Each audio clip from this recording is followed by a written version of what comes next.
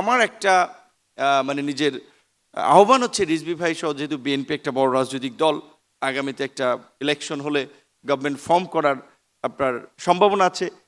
এই দেশে আসলে সরকারের থেকে কেউ এমন একটা রাষ্ট্র গড়তে চায় না যে আমি বিরোধী দল হলে রাষ্ট্রটা কেমন হবে, যে আমি বিরোধী দল হিসেবে যেভাবে রাষ্ট্রটা চাই, আমি যেহেতু সরকারে সুযোগ পেয়েছি আমি সেইভাবে রাষ্ট্রটা গড়ে তুলব।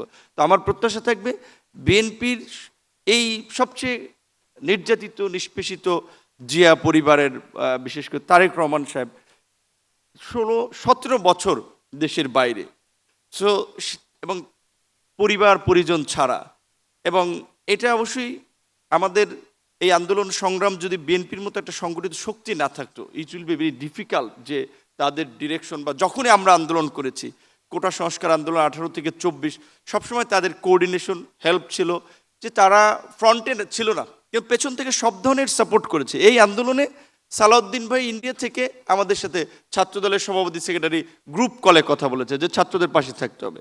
চেয়ারম্যান সাহেবের সাথেও আমাদের কথা হয়েছিল।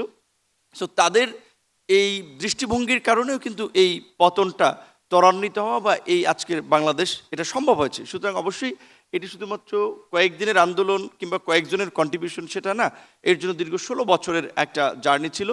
এই জার্নিতে যারা আমাদের ছেড়ে চলে গেছেন তাদের রুহের মাগফিরাত কামনা করি, যারা আহত হয়ে পঙ্গুত্ব বরণ করেছেন শুধু জুলাইয়ে না, সেই 16 বছরের জার্নিতে এবং 18 সালের কোটা সংস্কার আন্দোলনে তাদের প্রত্যেকেরই আমরা সুস্থতা কামনা করি।